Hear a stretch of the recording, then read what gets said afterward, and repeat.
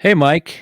How are you, man? This is Mike. It's John. It's Hobby Think Tank. That's the video that sends certain people into mental orgasms. Some of our co-hosts, not myself. I'm completely unaroused hearing that video after a while, but it is wonderful, though, I guess. How you Yeah, doing, Mike?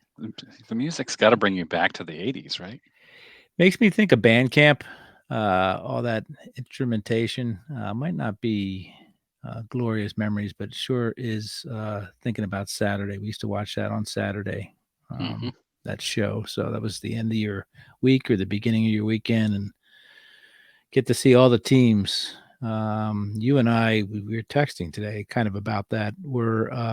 Or maybe I was texting somebody else. I apologize, but the different generations. My generation, I got all my stuff from box scores. I think you're more the ESPN generation than I am. So you grew up probably more in tune with all the leagues and all the teams and stuff like that. You are significantly older than me, John. It's important to note. Where do you get one of these, man? You join Moynihan and I get one of these. Yeah, I know. They give it to you. It's a whole event. They give you a Oh, jacket with patches on the elbows, and they give you one of these. nice. Uh, so where are we headed as a hobby? Nobody knows, right? We don't know what the next big thing is, Mike. Um, we don't know. But the important thing is that the next big thing is gonna be very expensive. You think so? Yeah, think about Fanatics announced the pro debut, major league debut patches that'll be one of Right, ones. right. That's really cool, but I'll be priced out of that, right? So I mean, yeah, the question I guess is whomever gets those, what is their goal? What's their what is that gonna be? How are they gonna release those? Are they gonna release those in packs, or is this gonna be something you buy from fanatics.com? How do you think that they're gonna be distributed amongst the minions? that's a good question. So you had the Victor Wembanyama, I think it's a Bowman U autograph, but it was in a redemption. And then they reached out to all the people who you had to register as a redemption card owner. And then you had to follow some steps, and then they would pay to take you to, I think, San Antonio. And Victor Wembanyama would select the winner out of a lottery type thing. So will they do the same thing? It's very complex. Will When's they that do happening? And will he show up? And all right? will it be Vinny Del Negro in his place because they had to substitute the redemption? Wow, that's Vinny Del Negro is that's a throwback. How thrilled do you think whomever thought they got the Wemba, this the seat in the front with Wemba and Vinny Del Negro walks in there? That's it's not out of the realm of things happening, I guess, right? Yeah. Yeah. So I don't know. I mean, would they do a redemption for a patch? I can't imagine that they would, but maybe there will be some other interesting trick to get publicity for it. So the where is the thrill in that? It's whomever does land that or those patches, the thrill is I would think it's strictly in the ability to flip that thing around into some cash. Do you think?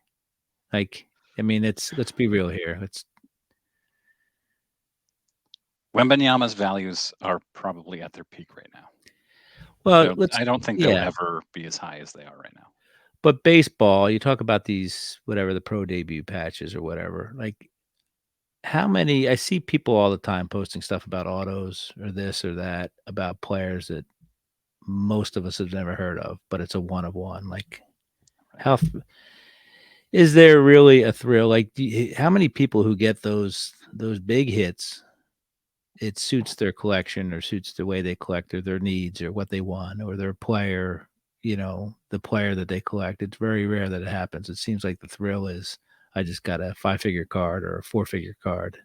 Um, I got a four-figure card that might end up being a five-figure card someday. right.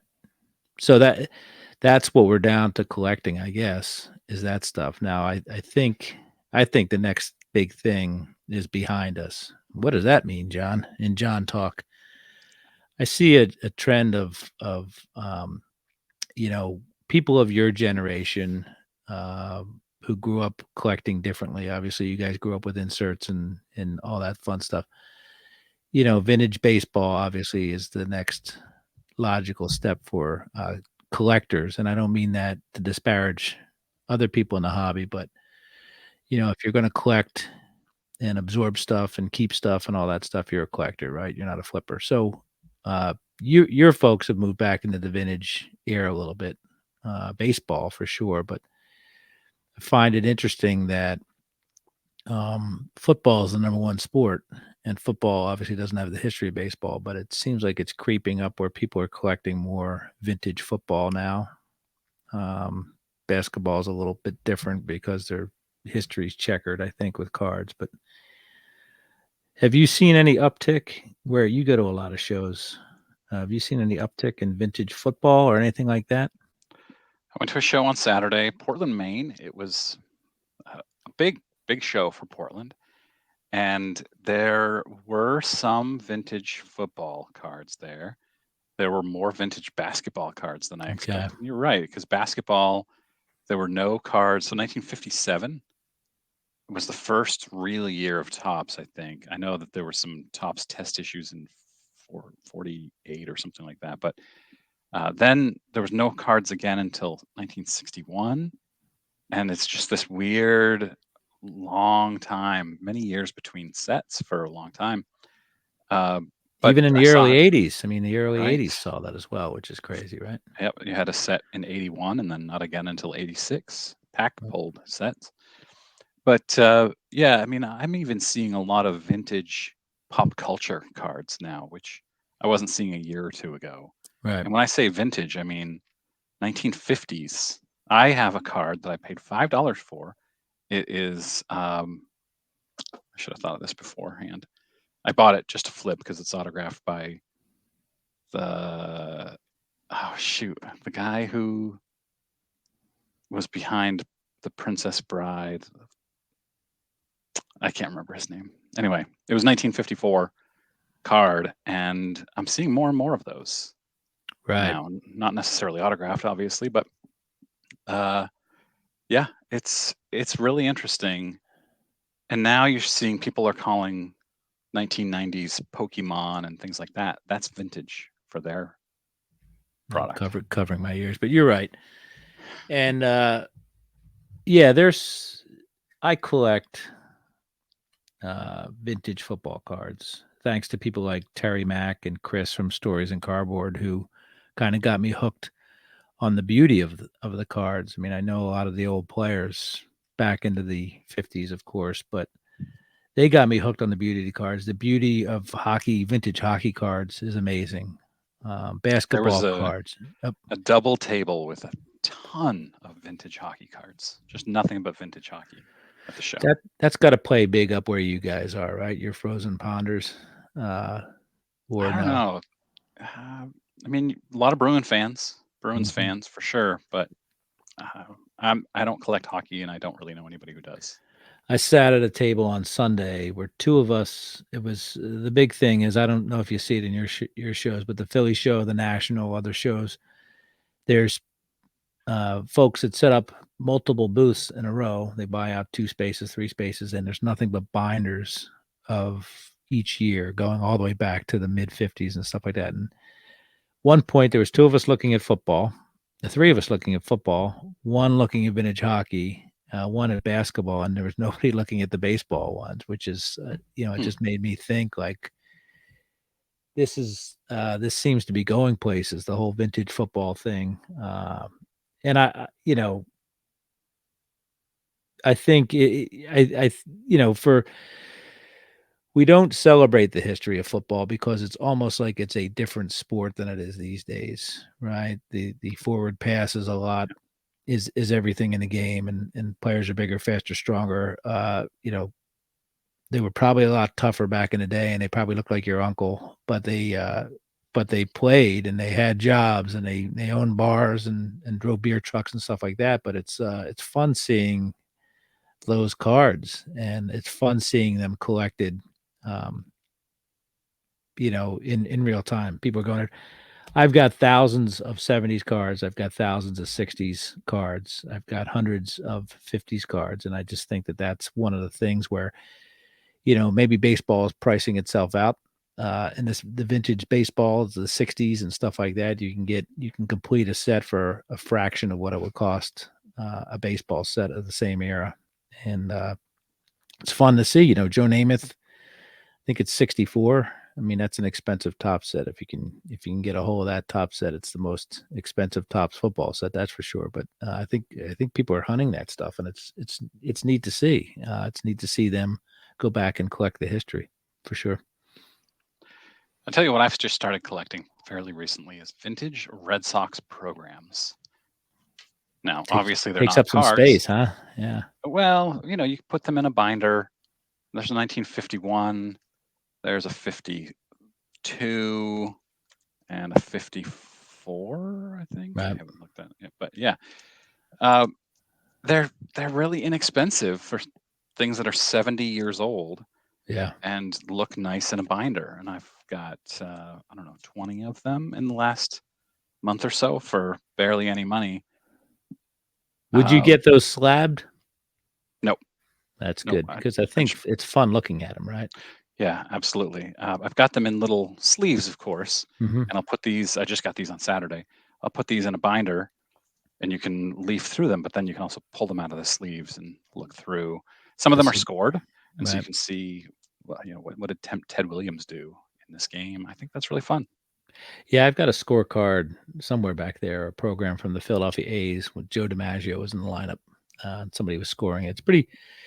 I mean, that's history right there. That's in. Yeah. You're seeing. You got a program that was at Fenway Park, right? There's no Yep. denying that. So we're big on the provenance in this hobby, and I see more tables at shows now with no cards, and they'll have what we call the ephemera, right? The pennants and the scorecards and the yearbooks and all that fun stuff, buttons, all that neat stuff. And it's the non sports stuff. I think I saw probably maybe at the Philly show this weekend. There's probably half a dozen tables that had any kind of Pokemon or anything like that on it. Mostly, yeah, Pokemon, I guess. But I saw just as many tables, if not more, with the vintage non-sports stuff, and there's so much there. I mean, all the players were in the game. Fleer was making sports cards or non-sports cards back then. Don Ross had all sorts of cards, whether they're in the 70s, Kiss cards or evil choppers, super bikes, all that fun stuff. Topps made probably just as many non-sports sets in the 60s and 50s than they did um, sports sets, I would think. I mean, I see them. I see the space cards and the Civil War cards and the Batman cards and all that stuff. I mean, it's beautiful artwork too. That's part of the thing is we can appreciate the artwork as well. Yeah, I'm not into the superhero comic book type things, but I am.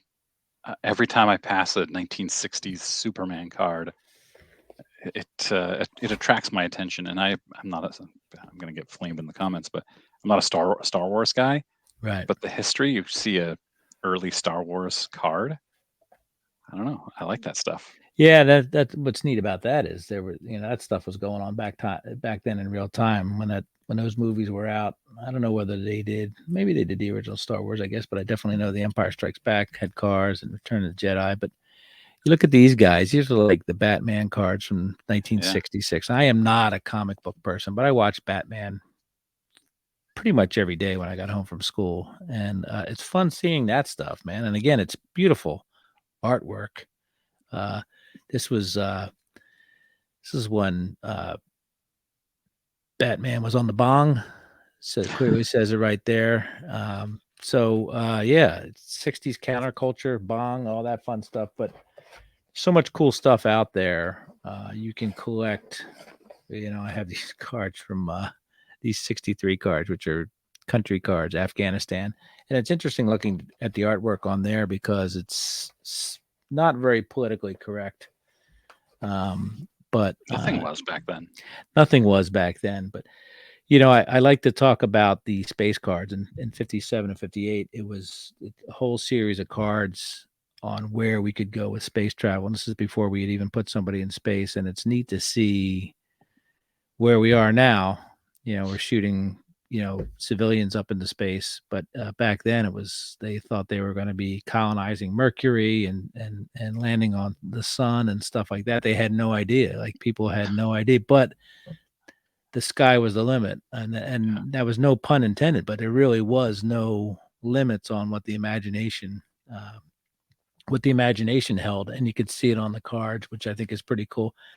Yeah, it's someplace for, I think it, regardless of whether you like football, baseball, basketball, hockey, but I think you can find a commonality with some of the historical aspects of the cards, Civil War cards, like I said, stuff like that. There's a lot of them out there. I know there's a lot of people that collect, they get 30 Indian cards, the Gaudi ones or whatever they are. And there's just, I think that's where people are going to start looking in the hobby because more and more of that stuff's coming out. And I know that I've expanded my horizons, in the past year or half or 2 years, I guess, just in the non-sports stuff. I want to get you on that bandwagon. We'll see if we can make that happen, huh? Well, you also are a Threes. I was going to say Threes Company, Three Stooges collector, right? You have Well, some. yeah, that was part of a chasing cardboard thing where Oh, that's right. I bought the 59. I got a couple of the 59 Fleer, right? Three Stooges sets. Who's your favorite Stooge? And don't say Shemp. I've got those slabbed over there, but it has to be Curly. I mean, Yeah. Curly was the guy, right? Everybody's favorite. He was everybody's favorite, but yeah, I mean, it's what's gorgeous about these guys is I tell people all the time where the checklist is. It's the same as the 59 Ted Williams. It's the same as the 60 Fleer. They have the little crown around the number, and I've been getting into that stuff a lot lately too. The 60 Fleer and the 61 Fleer, stuff that not a lot of people collect or collected, but I think that stuff's gaining popularity as well because that 60 Fleer set is loaded with baseball goats, and it's a fun little set. And it's not, I don't know how many 60 or 80 cards, but it's got everybody, and it's got Ruth, and it's got, I just see more of that stuff. I think as we're, the prices maybe of commons are going up. I think people are looking for alternatives, and it's neat to see all that stuff. Maybe I'm just hyper aware of it, but I see a lot more Topps game, 68 Topps game sets on Me too. Twitter and eBay everywhere now. and the Deckle Edge stuff and all. It's neat seeing that stuff, which it was kind of a curiosity, I guess, but now you have people going hard after that stuff. The embossed stuff is popping up, the 65 embossed stuff. So even Fleer, there was a nice article about the 63 Fleer set recently, and I saw for the first time, maybe it was the first time I was ever actually looking for it, but I saw a 63 Fleer checklist because of a I don't know what it was, hobby, one of the daily subscriptions I get through my email, but it was neat seeing a 63 Fleer checklist that I hadn't noticed before, but was able to see this weekend. Not afford, but be able to see. So another thing that is popular with collectors, but a certain income range of collectors, is vintage packs. Yeah. Those are very, very expensive. What I like to collect, though, is the pack wrappers of those vintage. Those are still expensive. You can get up well into the hundreds of dollars for those. But I'm trying to collect from the time from like early to mid 90s all the way back as far as I can afford. Right. And I have a lot from the 70s. I'm almost done with the 70s. And I might even have one from the 60s, but I'd have to look. I don't remember. Yeah, that's artwork too. And when you saw a wrapped pack of cards, I mean, there was nothing more excitable for most of us when we were younger to see that. And it's history. It's history, right? And it's again something even more so than cards. It was meant to be disposable, right? The wrapper, and they still show up. I have to giggle every time I see somebody open up an old pack of cards and get like nothing but commons in there. It's just opening old packs of cards seems to be um, doesn't seem to be seems to be a loss leader there. Doesn't seem to be making anybody any. I guess the odds are eventually you have to hit something big, but I see a lot of people opening up packs from the 50s and the 60s and get nothing but commons. Sounds like modern cards. Yeah, well, there you go, right? I mean, so yeah, and the point of all this nonsense in a roundabout way is just like we're waiting with bated breath for these folks to, release these products, and then get your cards on eBay and get your cards sold. The day of release and all that stuff, so that there's another release a week or two later, and the buzz wears off. These quick highs and all that stuff. With these now these folks are bickering, right? Panini and Topps. I you know, wonder when the consumer is actually gonna to have their say here and decide whether this is the road we continue to go down, which doesn't seem to be working. I don't think. Yeah. Well, what do you mean exactly? Well, I mean, we are trained. I joke that we're being trained as a hobby to how to collect by these folks, these companies, right? So I've always believed that the secondary market runs this hobby. Nobody's been able to conquer it. I say that over and over and over again. And I heard somebody talk about like Fanatics doing shows, and then we can, people can get dressed up and go to the shows like they do Comic Cons. And I wanted to strangle whomever said that. It was on a very reputable show, but it was a guest that was kind of a little bit out there, I guess. We're not going to dress up in baseball uniforms or as mascots and go to card shows. Fanatics isn't going to do that. But like, You don't think that? I think that will happen. I would never do you're it, and you nuts. would never do Yeah, it, but you're I would nuts. not be the It's a least gimmick. bit surprised. Yeah. Oh, Yeah. but I think that people will do it though. I don't think anybody would do that. There's no reason to, right? There's Well, why do people the do it with attraction is Comic the Con? cards. Well, but that's a different thing though. You're talking about scripted shows and Fantasyland stuff, right? We're talking about baseball as history and football as history and all that stuff. We're not going to, you know, you can't replicate that. You can dress up as, Chewbacca all you want, but who's walking around a show dressed up as, Kevin Gross from the 1985 Phillies? Okay. It's not going to happen, man. It's like we don't need gimmicks for us to enjoy our hobby. And You and I don't. we But don't. we're going to have to disagree on this, because I would not be the least bit surprised if Fanatics holds a Comic Con type show or encourages people to dress up like their favorite athlete, and then thousands of people do that. I'm serious. Dude, you scare Uh, me, man. But I wouldn't do it. But I want to know in comments, let us know, would you dress up as your favorite athlete at one of these shows? If not, can you picture other people doing that? Because I think it's a definite yes, and that's the type Wow. of show that you would definitely stay away from.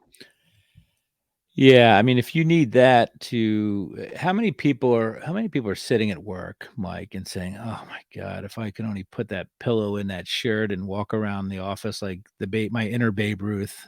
How many people are actually doing that? There's plenty of people who think they're a vampire.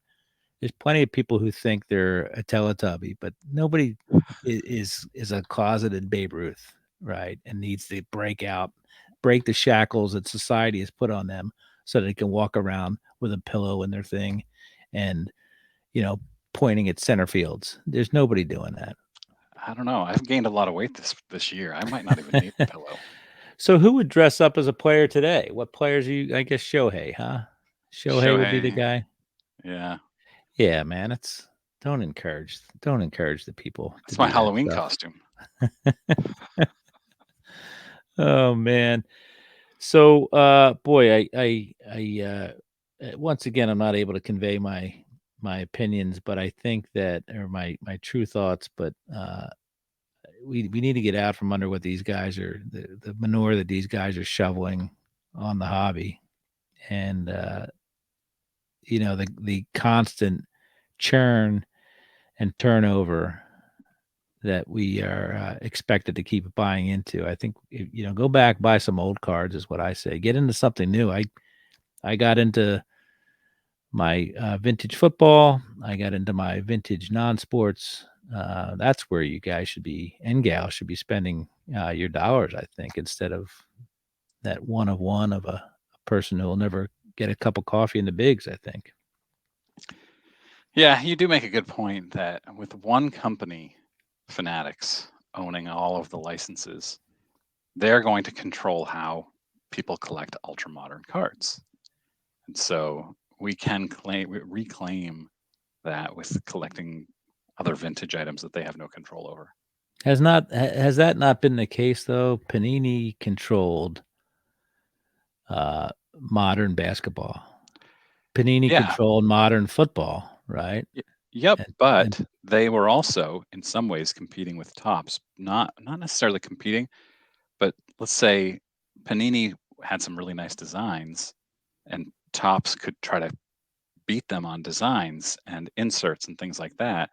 Not necessarily in the same sport, but if one of them came out with a cool design or concept, the other one might try to replicate it. Now that you're not going to have that. There's almost literally no competition for licensed products in the next couple of years because Fanatics Topps will own everything and there will be no reason for them to really innovate. I disagree. I think this kind of ties into what we were just talking about. The football cards of the 50s and 60s were absolutely gorgeous. And I could be wrong.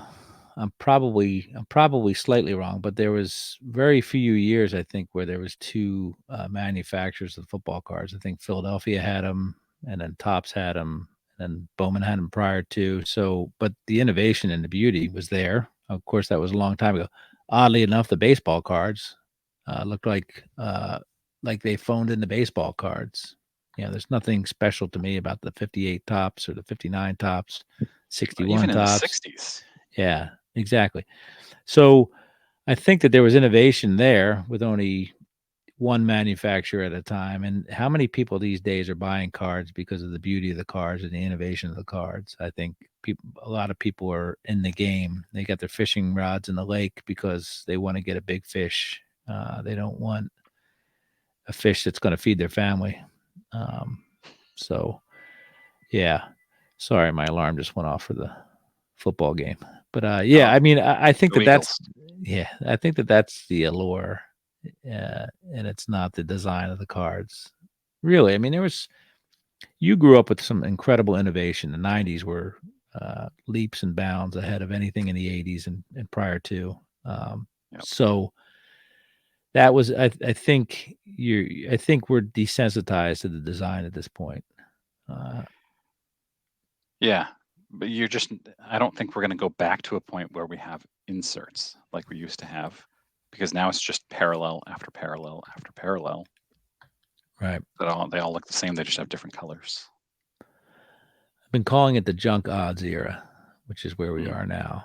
And we have to, how many 90% of the cards you get in a pack now are throwaways, right? It just Yep. And to be clear, I collect ultra modern. Here's a Shohei that I got at the card show on Saturday. Mhm. It's a shiny one.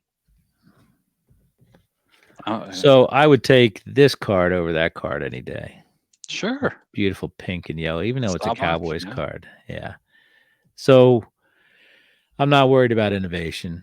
I don't know that it matters so much anymore. I think the rarity trumps the innovation, or it's the buzz that's created. They're going to create more buzz than they are going to create innovation, but that's been the case for a while. I don't think there has been anything particularly attractive about Panini cards the last couple of years. Contenders and all that stuff, absolutely boring. Now Leaf has made some beautiful cards, but have they made, did they really flip the hobby and the industry upside down? They didn't. They make some probably more beautiful cards than anybody, but Their Pop Century set is very cool. yeah. But people, people want scarcity and rarity and and the next big Pe- paycheck is what they want.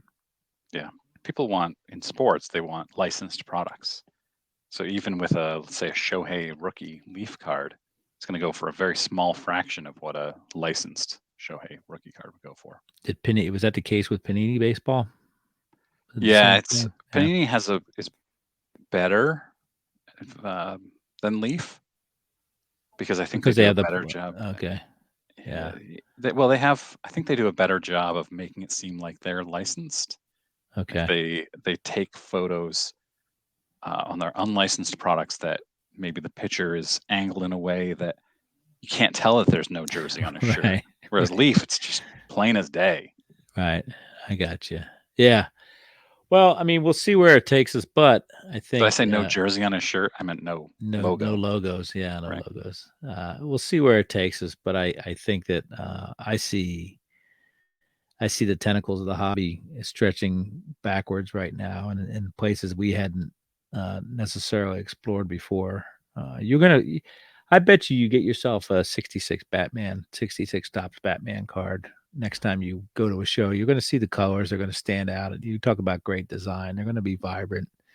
I bet you go after some of those New England Patriots from the '60s and stuff like that. So I would not buy a Patriots card from the 60s. I can't even no, name a Patriots player from the 60s. Got you. Well, I'm not a big history of football guy like I am history of baseball, right, even history of basketball. right. I didn't start watching football until the mid 90s, Drew Bledsoe era. Okay. So, and I've never watched a historical game, never read about football like I did with baseball and basketball. Yeah, I mean, you can't compete with. I guess I would. Basketball's got a pretty good history too, but football was. Yeah, the football cards are amazing. I think. I think that's where the future is: football, hockey, vintage, non-sports, vintage. So get yourself some of that stuff, man. Don't be opening up Mylar packs. Go collect some old wax packs like Mike, Yeah. wrappers. Yeah, I've been looking at a 19. I was born in '79, so I've been looking at '79 tops packs, but I haven't pulled the trigger yet. I was looking at a Jimmy Brown card. Speaking of vintage football, at the card Right. show, I think it was the second year. I know it's not his rookie because I know what his rookie looks like. 59 then. Yeah, maybe. Yeah, 59 would have been white and the name and every other color, which was what they did in the 60s tops the next year. Baseball alternated the colors of the name. So yeah, and the 61 has him with a little football on the bottom. I've got the 59 and the 60 tops football sets complete. So working my way around that whole thing. So I can send you plenty of starter lots if you want, Mike. I'm surrounded by football starter lots. You just tell me when, and I'll shoot them up to you. No, I appreciate it. I'm good though. All Thanks. right, man. Well, thanks for humoring me as I talk about this. What about this guy right here? Do you have any of these? Oh wow, look at that little mini Patriots Yeah, helmet. see that? That's got to be the '80s, huh? Probably, yeah. It's probably filled with lead paint and polyvinyl chlorides and stuff like that. So, yeah, plenty out there, man. Don't be a tool for the big manufacturers. Go find your own markets that you want to explore and all that stuff. Keep the hobby alive. Right now, it feels like it's artificial. Just keep it alive by digging into the past, is what I think. Yep, I haven't bought any sealed product in many months now. I set out Yeah. this year to not open any, and I have You screw opened that up. Yeah. 3 blasters maybe all year, which is Right. really good for me compared to the last couple of years. I'll tell you, I got a friend friend Rob out in Colorado.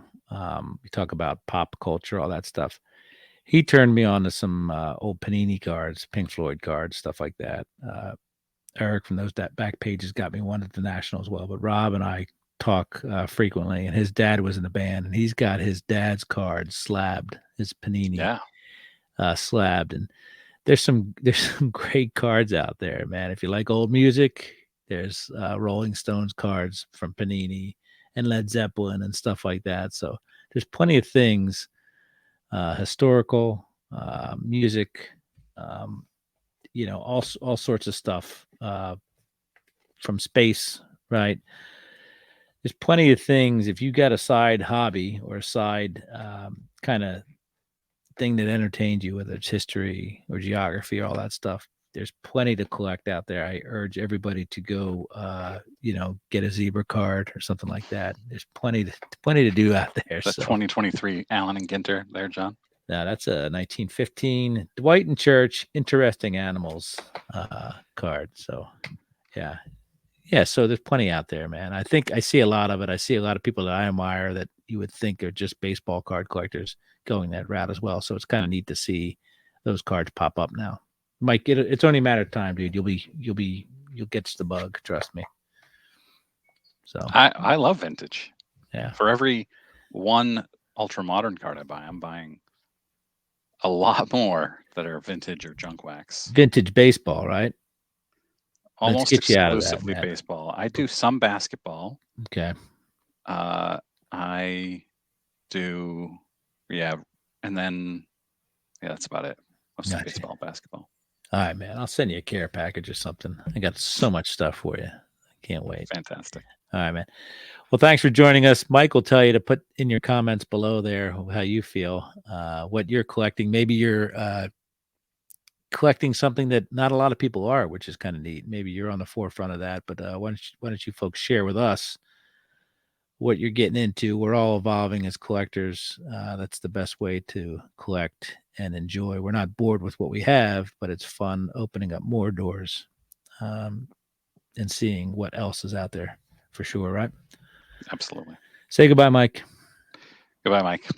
This is a great topic, John. I really enjoyed this. I could tell. It looked like you got a gun to your head. I don't know. Sweet. Hey, so Mike's Junk Wax Hero. Go over if you haven't subscribed to his. He's got a lot of great stuff on there. Poznansky was on there. He's hot and heavy with Chris Sewell and all that stuff. Who I texted Mike that I saw this weekend in Philly. A lot of great stuff over there. I put out an episode about every 6 or 7 months. Essentially it's so enjoy the content you see here. Enjoy the content from the other hosts like Mike Moynihan and Danny Black, and enjoy collecting and enjoy your collection, right, Mike? Absolutely. That 70s card show is yours, just because you haven't said it. I'm cutting you off. Goodbye, everybody. Thanks. Bye.